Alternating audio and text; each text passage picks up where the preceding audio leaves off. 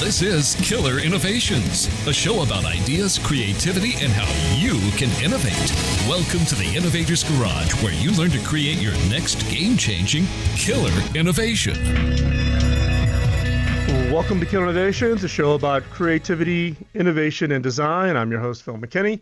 We are live here each and every Sunday, broadcast on more than now 30 stations. We are welcoming Tampa and Fort Myers, Florida, two newest syndicator shows to pick up, radio stations to pick up the show. And in fact, I will be in both Tampa and Fort Myers late next week. So if you're in the area, check us out. I'm actually doing a speech at Florida Poly in Lakewood, and then we'll actually be live on a morning show, and I'll put up more information over at killinnovations.com on the specifics while I'm in Tampa and Fort Myers. Welcoming those two new stations onto the Killer Innovations radio show. So this week we have a special guest. I've been trying to get this person on the show for quite some time. We've been working the schedules. Aaron Walker, if you don't know who Aaron is, he's one of the premier life business coaches out there, based in Nashville, Tennessee. He's got a phenomenal background, but the impact that he's had on people's lives just from the coaching and mentoring and the mastermind groups that he leads and runs is absolutely just phenomenal. And I've been a big fan and have been following his work for quite some time. His book is about done. He and I were laughing prior to the start of the show about the trials and tribulations of being an author. Nobody ever tells you how hard it is to be an author until you actually get in to start writing your first book. So, Aaron, thanks again for taking time out of your Sunday to join us here on Killer Innovations. I greatly appreciate it. Hey, Phil. Thanks a lot, man. I appreciate you having me on. Thank you. So, Aaron, for those of my listeners who don't know who you are, give a little bit of background. I mean, you started off as an entrepreneur at 18, and now just to give you a little background, in the last month, I think I've had two of my guests have been under the age of 17 on the show. Wow. Young entrepreneurs who have come up with really great innovations and brought those to market. But you started at 18 with your first job. So give us a little bit of background on who you are and how you got to kind of where you're at today. I'll give you a quick overview, Phil. I started at 13 working for a local retailer. At 15, fell in love with the business, went to summer school and night school for 18 months, graduated at the beginning of my junior year in high school.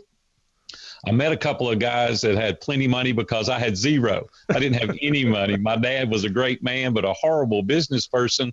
And so he said, hey, you got to figure it out. So I did. I met a couple of guys. They own the 21st largest insurance agency in the country. And I approached them and said, let's start a business. And they started laughing. They said, how old are you? And I said, I'm 18. He said, we've not had anybody 18 approach us before. And I said, well, there's a first time for everything. And so after about 6 months of negotiations, we started our first business, and it absolutely was phenomenal. 2 weeks out of high school, when my wife graduated, we got married.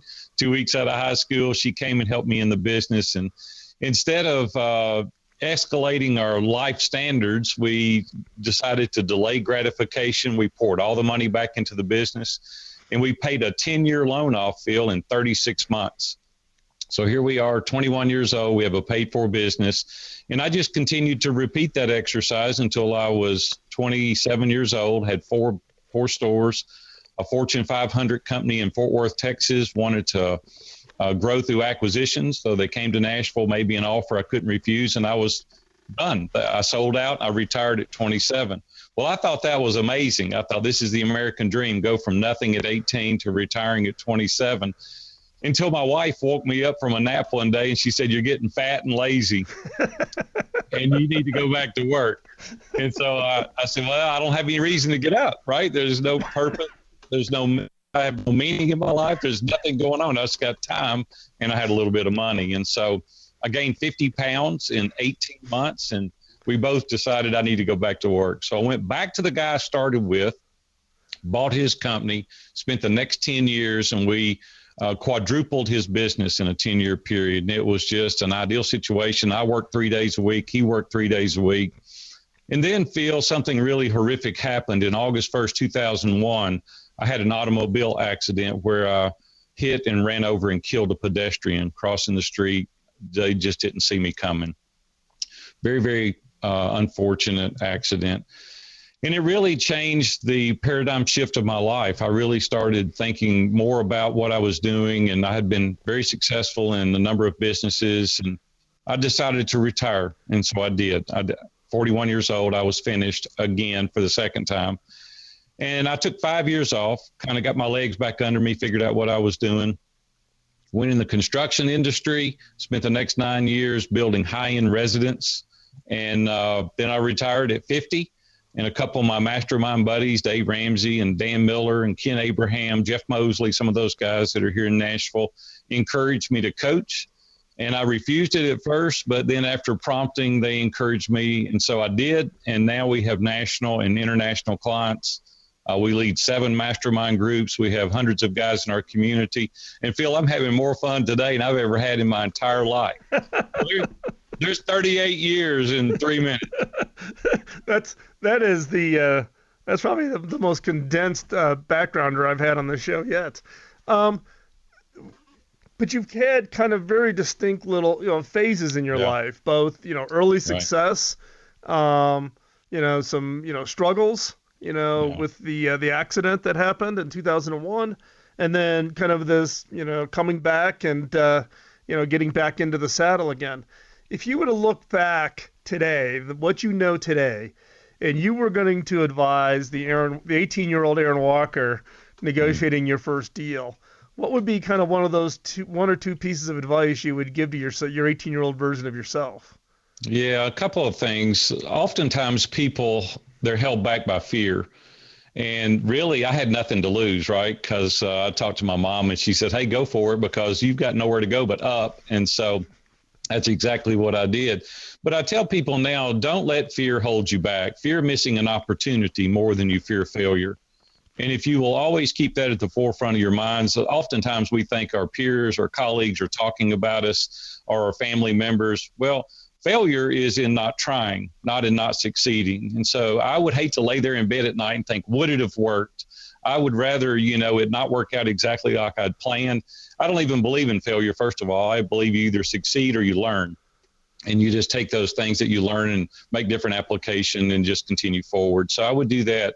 The second thing I would do is I would remove the word can't from my vocabulary. My mom had a saying when I was a child, can't, couldn't do it, and could did it all. And I've adopted that as my lifelong mantra. Everything that I go after, I feel like I can do it. It's a mindset shift. Carol Dweck talks about it in her book, Mindset. We have a growth or a fixed mindset, and I choose to have a growth mindset. Your point about fear is one that I hear a lot about from our listeners.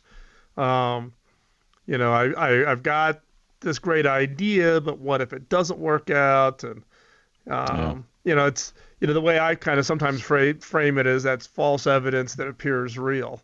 Sure. It's we have this innate ability to make something sound a lot worse than it ever possibly could be, and it does. It really does hold us back. I really like your point about can't. It also is one that I think we constantly have to remind ourselves because we all get caught into that trap. Something's not quite working out as planned, and it does fall in, and the fear becomes becomes that issue.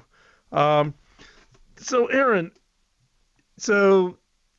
when did you, from the standpoint of when you sold your last business and you tried to retire until your mastermind guys, when did you start that? When did you start your coaching business? I'm trying to remember when that was. Yeah, I retired when I turned 50 6 years ago, and then I took about an 18-month break. I've retired more than the law allows. That's what my wife says. Nobody deserves to retire 3 times. And I said, I didn't retire. I just took a little break, had to refocus. And then Dan Miller said to me one day, Dan has 48 days to the work you love. And he said, what are you going to do now? And he said, you've been successful at all these businesses. And he said, "You're 50 years old, so what are you going to do?" And I said, "I'm going to fish, I'm going to hunt, I'm going to play golf." He said, "You know what? That'll last about 90 days, just like it has for you twice before." He said, "Man, you got to have meaning and purpose. You got to have a reason to get up. You're a young guy. And you need to get after it." And Dave Ramsey told me the same thing. He said, "Man, there is no way you're going to sit still." He said, "Come and do Entree Leadership Mastery Series as my guest." And Phil, I went there and absolutely had a blast. It was amazing. And then I went and did Innovate at Dan's place. And he texted me on the way home. We all live real close to each other. And he texted me on the way home and he said, "Aaron, people were leaning in, listening." He said, "You need to coach." Yeah. Yeah, believe me, you talk about retiring. I think it was Fast Company named me the Brett Favre of technology because I've retired. I've attempted to retire so many times. We're going to take this quick commercial break. We'll be right back with Aaron Walker to continue our conversation on his background, his experience, but also about life and business coaching. So stay right there. We'll be right back after this quick commercial break.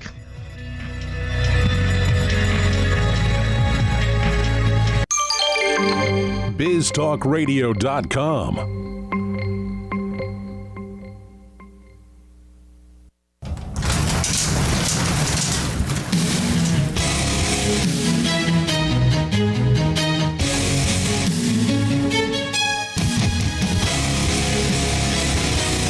This is Killer Innovations, a show about ideas, creativity, and how you can innovate. Welcome to the Innovator's Garage, where you learn to create your next game-changing killer innovation. Welcome back to Killer Innovations. I'm your host, Phil McKinney. We are a show about innovation, creativity, and design here each and every Sunday.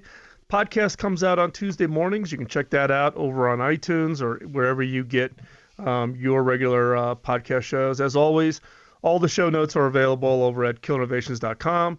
All the links and materials, resource materials that we talk about here on the show, you can find all that available out there. So if you're listening in a car, do not try to take the notes. You can always go to Killer Innovations and grab them there.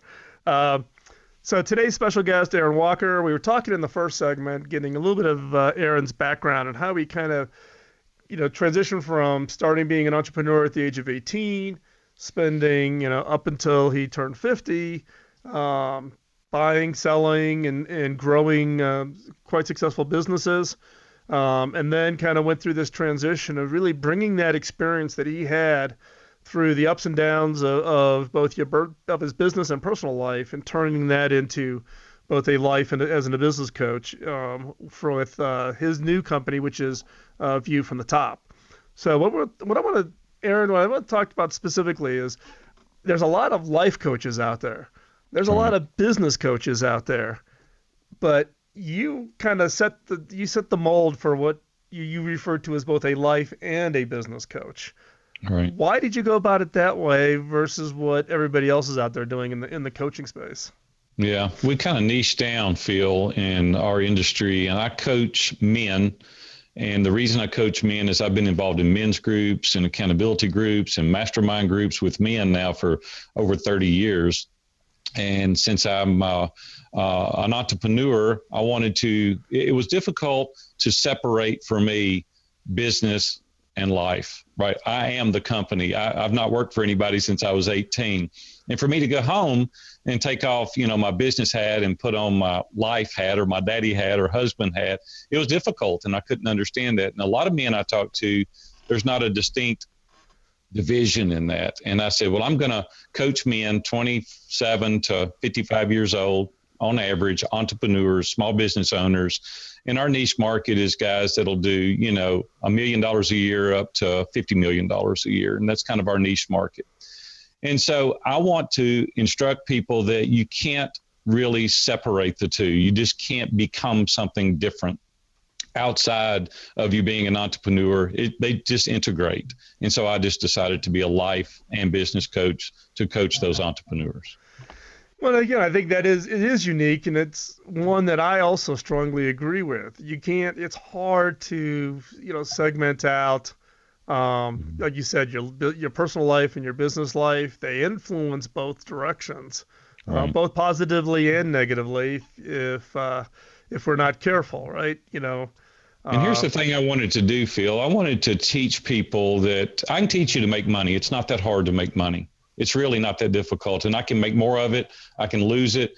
But I only have one family. I only have one opportunity with the children. And the office doesn't have a memory, but your family does. And I said, if you're going to err on the side of being a great husband, a great dad, don't miss those practices. Don't miss those ball games. Don't miss those one-time events. Just for the sake of making more money. And I said, what'll happen one day, you'll come home with a pocket full of money to a house full of strangers. And when that happens, ultimately, you're still a loser. Yes. And I don't want you to be a loser. I want you to be all encompassing. I want you to be a great entrepreneur, great husband, great dad, great civic, great in the community. Those are the things that I want you to do. And I teach people how to live successful and significant lives simultaneously. Yeah, and I think people sometimes do make that mistake where it's got to be one or the other. You've got to prioritize one or the other. And you and I were talking actually during the commercial break about the challenges of prioritization and our own experiences. And there's a podcast that was done, I don't know, probably 8 or 10 years ago in the archive, where I shared. One of the guests or one of the listeners asked me about my prioritization scheme, right? And mine's pretty simple, 5S. It's faith, family, friends, fitness, and finances is the end. And I've just found over my life through a lot of mistakes, and believe me, I've made them all, that, don't put the finances in the front end, put it at the back end. And if you take care of everything else, the finances, amazingly enough, takes care of itself. Yeah, you're exactly right. And my good friend Rory Vaden wrote a book called Procrastinate on Purpose. And he talks about in the book of priority dilution. And you can't manage time, right? There's no way to do that. What we have to do is decide what's important. And my 5Fs are just the same, my faith and then family, fitness, I'm like you, then finances is at the end. So they're very similar in nature. And if you get those and you get them in the right priority, you're right, the finances will take care.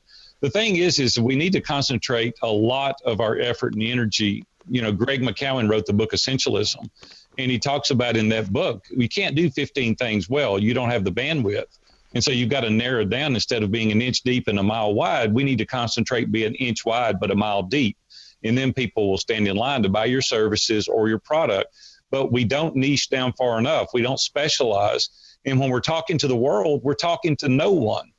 And so we really, really have to get specific in what we're trying to accomplish, as well as we do at home. You just can't do everything. So you've got to pick wise at the beginning. Exactly. And it is that challenge of how do you make sure that you don't take your eye off that prioritization, because it's really easy to do, right? My case, I'll chase the shiny object. And so that's the thing that I've had to teach myself, is not to chase what sometimes gets viewed as that shiny object. Can I give a tip that will help with that? Sure thing. Share away. Dan Miller taught me 15 years ago. He said, start scheduling your events on your calendar, because the things that get put on your calendar get done. And so right now, I know the books I'm going to read for the remainder of the year. I know the themes I'm going to do. I know the blogs I'm going to write. I know exactly everything I'm going to do. And it's dated in my calendar all the way through December. When the shiny object comes along, I look at my list, my calendar. If it's not on there, somebody's going to make money and be successful at it. It's just not going to be me. And that way I stay focused to the task. Well, I think it also ties back to, people have this fear that if they don't do something that they're going to miss out. Yeah. Right? I'm going to miss that opportunity. That could be my big opportunity.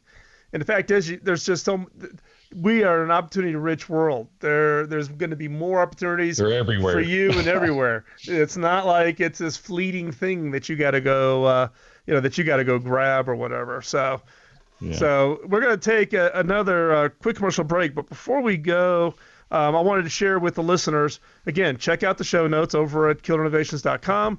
I will be in Tampa, Florida, and Fort Myers. 2 new stations have picked up the show, so I'll be down there next week meeting with them. I'm actually doing a speech at Florida Poly. If you are in the Florida area and you want to come out and listen, it's about a 20-year future view of technology and technology trends, what's coming next. So feel free to check it out. You can go over to philmckinney.com, and you'll see all of my speaking engagement schedules are posted there. So With that, we're going to be right back after this quick commercial break. Don't go anywhere. You're listening to Killer Innovations on the Biz Talk Radio Network.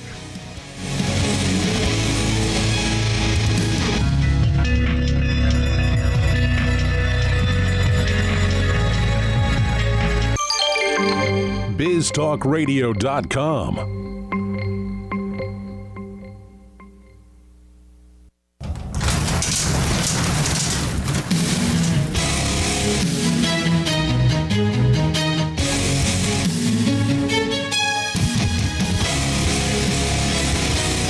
This is Killer Innovations, a show about ideas, creativity, and how you can innovate.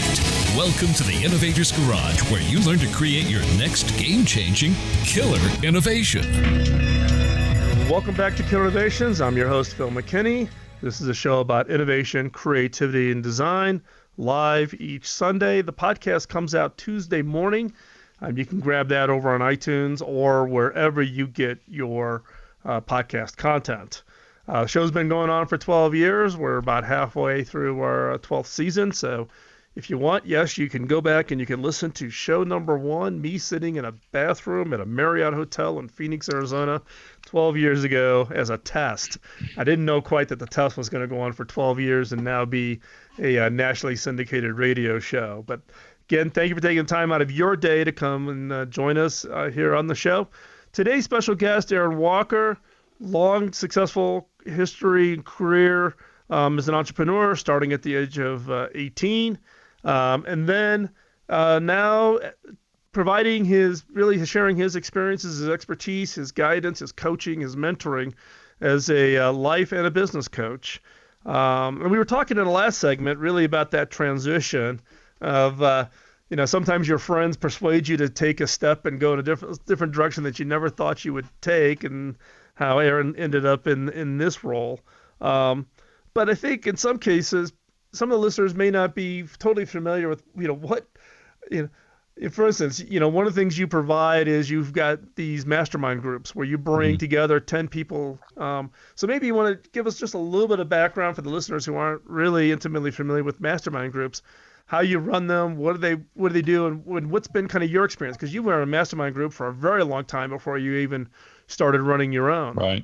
Yeah. So I was at a concert here in Nashville, and Dave Ramsey came up to me. He was on one radio station at the time, offered me advertising. I turned him down. He finally gave me free advertising.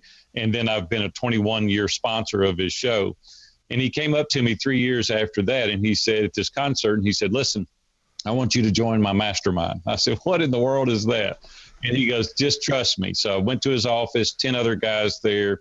We're sitting around a conference table in Dave's office. And quite honestly, Phil, it was a little uncomfortable at first, because I didn't know any of these guys except Dave.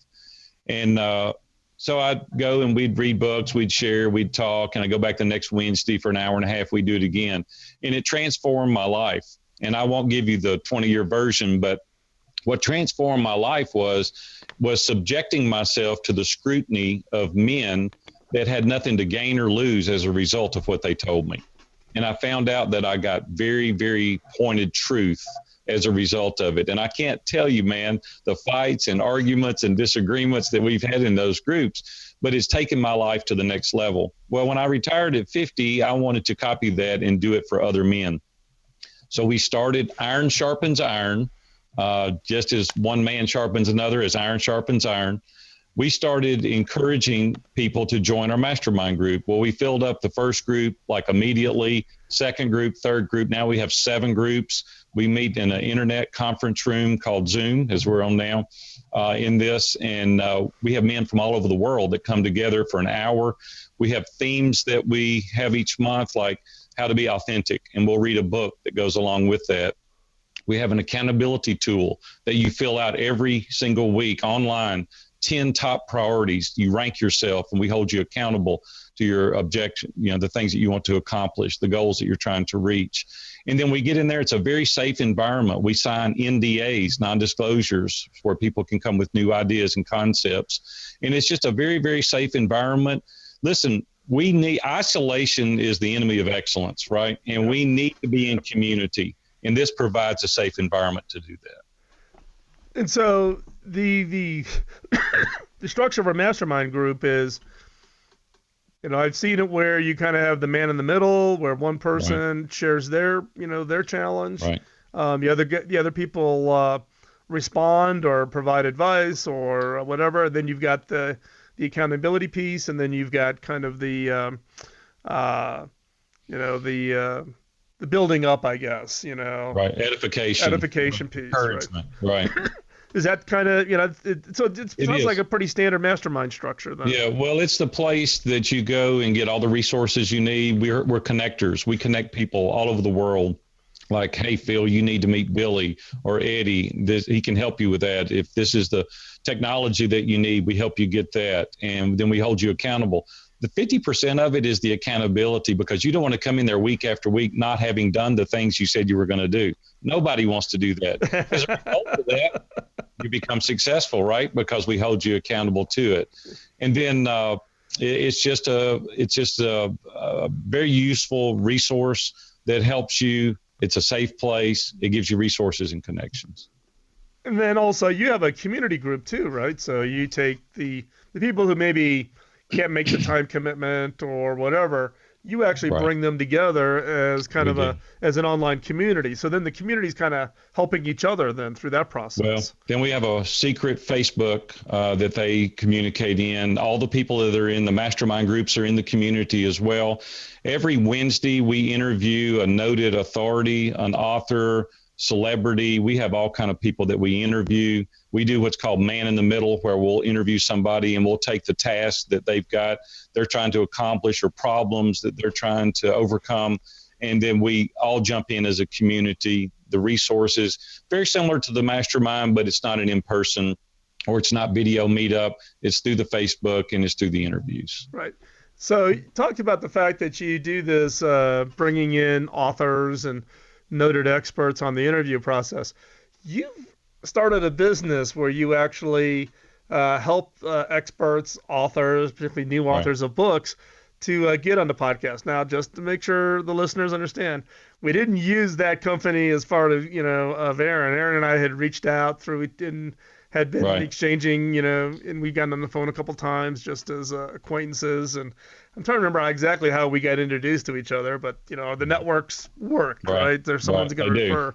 But now you this is pretty innovative from the standpoint that you went out and you've been on a lot of shows, right? You've been on a lot of podcasts.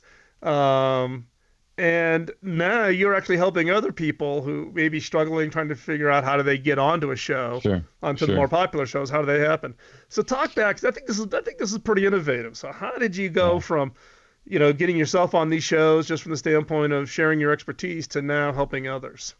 Yeah. So when I started coaching 3.5 years ago, I wanted to market my business. And one guy told me one day, he goes, you need to start getting on podcasts. And I said, I'm not that familiar with podcasts. And he said, well, there's a couple of name shows you need to try to get on. So I did. And I went out and I got on the show. And from there, other people started inviting me. And I thought, man, these guys are getting 50,000, 100,000, million, 2 million downloads a month. And they're evergreen. Now there's show notes, which has SEO value. You could type in Aaron T. Walker 3.5 years ago in Google and I didn't show up. Now you can do it. I'm the first 10 pages. And the reason is because of the show notes, the SEO benefit of that. Plus the interview is evergreen. Yeah. So I'm getting clients from 3.5 years ago off of shows I've done. Past 24 months, I've done 260 podcast interviews. Well, a lot of people have seen that and they said, man, this is really working well for you. I mean, we're really taking our business to the next height. So we wrote a program telling people how to do it. And then out of that was birthed interviewvalet.com, where it's a concierge white glove service where we take someone that don't know at all how to get on podcasts. We do their pitch sheet. We do their landing page, their social media marketing. We schedule the interview and the vertical that they need to be on, and we get them booked. We even give them the equipment if they need it in order to sound like a pro. And so they don't have to do anything but the interview, Phil, and it is absolutely blowing up because of the value of being on podcasts. So it's interviewvalet.com. Yeah, I was telling you, we were talking about it before we started the show, that we're now in the 12th season, right? So I have to remind people I was podcasting before iTunes and I was podcasting before the iPhones. A long time. A long time. And now everybody wants to do a podcast. And some of the newer podcasts are just absolutely amazing. Good Media is doing some great work. Tim Ferriss's show is phenomenal. So we're going to take a quick commercial break here. And when we come back, Aaron, I've got to ask you one question and let you prepare for it during the commercial break, which is, what's the best piece of advice you could leave the listeners? You've been coaching and mentoring men for quite some time. What's the one piece of advice that you would give somebody to really drive ultimate success in their business lives and in their personal lives? So I'm going to let you stew on that for a little bit during the commercial break. When we come back, we're going to pick up on continue our conversation with Aaron Walker. So stay right there. Don't go anywhere. Again, I'll be in Florida next week. If you're in the area, check out over at philmckinney.com. You'll see my speaking schedule and come out and say hi. And like I said, stay right there. Be right back. We're going to take this quick commercial break. You're listening to Innovations on Biz Talk Radio.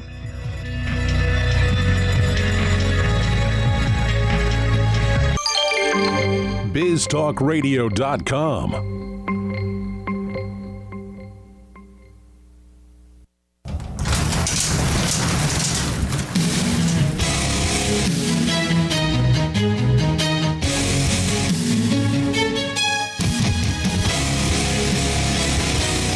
This is Killer Innovations, a show about ideas, creativity, and how you can innovate. Welcome to the Innovator's Garage, where you learn to create your next game-changing killer innovation. Welcome back to Killer Innovations. I'm your host, Phil McKinney. We are here each Sunday, show about innovation, creativity, and design. However, before we jump back into the show, I want to thank the sponsor for this week's show, which is TopTal. Now, if you've been a long-time listener to the show, you're probably saying, hold on, Phil, 12 years, you've never had a sponsor for the show. And I'll explain why we're doing it here in just a minute. Give me a second here. A common ask that I get from you, the listeners of the show, is really around, you've got this really great idea, now how do you make it real? You may not have technical expertise, you may not have design expertise. And we've had people from all those backgrounds on the show, and people have always gotten very interested in how do you find that kind of talent. And that's what TopTal does. TopTal goes out and pre-screens the absolute best technical and design talent out there. In fact, albeit on their website, they advertise that only 3% of the top technical and design talent that apply ever make it into TopTal. It actually works out to be about 1.6%. So their screening process, their bar is very high. So if you do a project using the TopTal resources, you're guaranteed to have the A team. You're not getting the B team. You're not getting the C team. These are absolutely people who are top notch. We've had the CEO for TopTal has been on the show long before they even became a sponsor. So because I liked what they were doing, I liked their structure, I liked the approach that they used.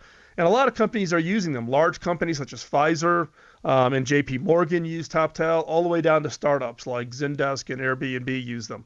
And in fact, many of the startup companies at Y Combinator and the incubators and the accelerators that are out there use TopTal as the resources behind the founders to help the founders take that idea and turn it into a reality. So TopTal has come in to sponsor the show and has a special offer, which is you try them out, you have a project, you work with TopTal. If after 2 weeks they aren't just absolutely killing it, you get your money back and you get to keep the deliverables. So you can't go wrong. So check them out. Go over to toptal.com/Phil. You can click in and start your project, or you can just send me an email, phil@killerinnovations.com. I'll make a personal introduction to Nelson and the team there, and you'll get taken care of. Now, why am I having a sponsor for the show now after 12 years? One is that I just believe in what TopTal is doing. Secondarily, I've been funding the show and that out of my pocket for the last 12 years. With TopTal coming in, the money that I take from TopTal helps cover the cost of the show, but I actually take that money and we pass it off to the nonprofits, both Pioneer Education and Hacking Autism, which if you're a longtime listener, you know about both of those nonprofits and the fact that all of the author royalties from the books. If you buy anything from innovation.tools, the store here, 100% of the profits from the store also go to the nonprofits. So TopTal is partnering with us in support of the nonprofits, and we greatly appreciate that. So let's get back into the show. So Aaron, as we were leaving the last segment, I gave you the task of coming back with, the best piece of advice you could give the listeners here on how to have a real impact, and a piece of advice that would have a real impact on their lives. So what would be that top advice that you would give them? Yeah, hands down, it's building relationships. And I've done that since I was 18 years old, and we've been very methodical about doing it, very intentional about doing it. I would suggest first and foremost to read Carnegie's book, How to Win Friends and Influence People. I flew out to Tulsa, Oklahoma, and coached a client of mine, and I said, I want you to go schedule a breakfast, lunch, or dinner with 3 clients a week. But here's the thing, you can't ask them for business. And he said, you're crazy. And I said, just trust me. So he went in, got to know him a little bit better. He called me 2 weeks later and he said, hey, I got a $125,000 job out of that conversation. I said, you just keep doing what I'm telling you every single week, 3, coffee, lunch, or dinner with somebody.